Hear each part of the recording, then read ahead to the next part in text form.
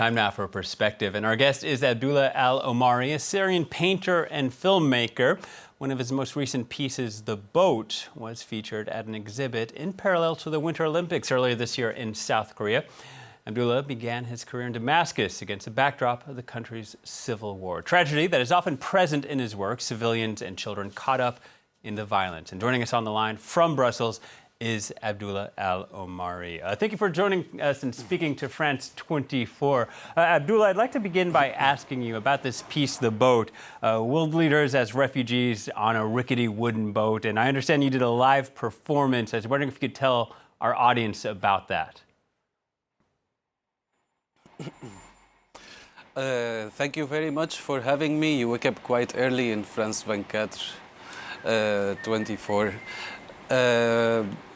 The Boat is a performance, is a work in progress of 5 by 3 meters acrylic on canvas.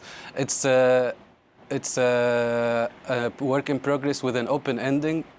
I decided to have it almost 2 years ago. It's the journey of the boat started sailing in Brussels, and it went into different stops. Korea, Germany, during the G20 summit. At the end, the last stop was in Théâtre National in Brussels. So the idea is to add, every stop to add a new political face into the boat and just let them hop in on this immigrant refugee boat that you see a mass of people on this boat. And these people have familiar faces, so you would see the politicians from all the different political spectrum. And during that time in Korea, you put the leaders of North Korea and South Korea on there. How did the Korean audience react to that?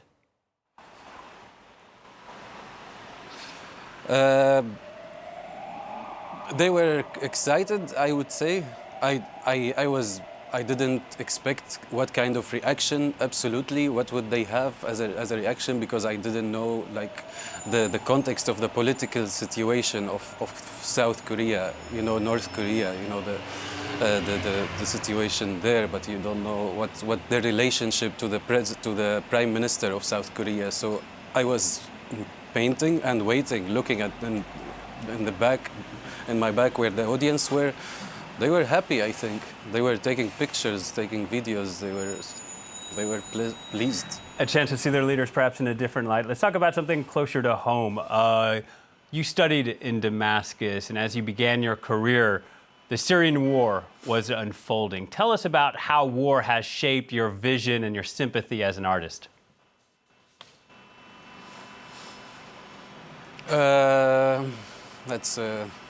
That's a good question. I mean, when you go through an extraordinary state, an extraordinary event in your life, such as a war, or you don't have any reference of it before, so you like all your information just come as a first-hand information or reaction.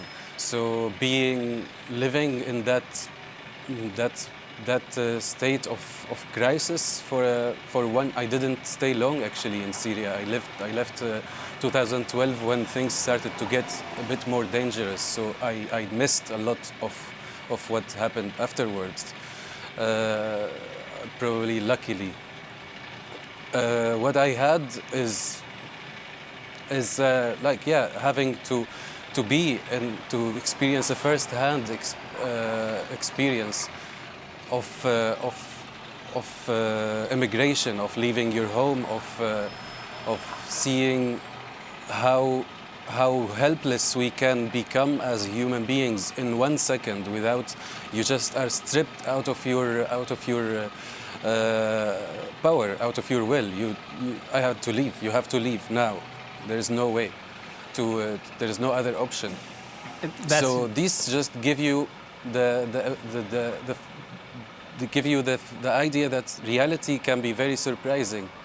That seems like a common theme you in your don't have work. control on it. As you're speaking, Abdalla, we're looking at some of these series, the paintings from the Vulnerability series, where you have world leaders, some of them in Yarmouk refugee camp. There's also Bashar al-Assad emerging from the Mediterranean Sea, looking wet. How did you come up with this idea to put world leaders in a way we might not expect them as refugees? It started with anger, actually. You know, I had the anger of why is this happening? There was the question, why did I have to be in that position as a person, to leave and etc.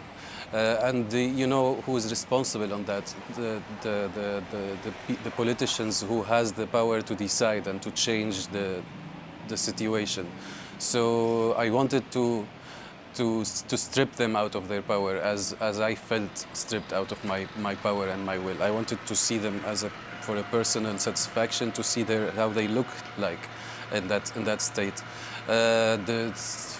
Surprisingly enough, you relate to them in that new state. You relate to them much more. I felt that they became more human when they took this new imaginary state. So yeah, then I realized, like, I was kind of holding their hands to a journey of self-discovery of what it means to be a vulnerable. If they would see themselves, maybe they would think about something. They would discover themselves in this state. An unexpected twist, and as you're portraying these world leaders out of anger, you ended up finding yourself to be a bit compassionate for them as well. Yeah, for my characters in this painting, but also for the fact of that vulnerability is actually power. It brings empathy. It's a power to empathize. It brings you closer. It brings us closer to people who you would never imagine yourself empathizing with. So tell us about. You had earlier said that it was an vulnerability. interesting experiment. You're saying that vulnerability is something that we should all celebrate. Tell us what you mean by that. Absolutely. As I said, I mean by that is that when we wake up every morning, we leave home, we put our, I don't know, like the thick skin or our masks of being presentable, being powerful to a certain extent. We have certain levels of power depending on whoever, like depending on maybe our profession, depending on gender, depending on many things. But for these leaders, they give the most powerful look. They are very assertive. They look very strong on the media. They would never show they are indecisive. They would never show this vulnerability. So this is fake, I would think, when you are always powerful, because you come back home and you go into your bedroom and you just take off all these masks and you just become as vulnerable as a baby. So I don't believe any of these people have that. I don't believe in the power they put on their faces. Abdalla, thank you very much for speaking. And then when you accept, yeah, thank you. Thank you very much. We're looking at your images as you're speaking. We have to leave it there, but I want to thank you for speaking to France 24 today. It was a pleasure speaking to you, Abdalla Al Omari from Brussels.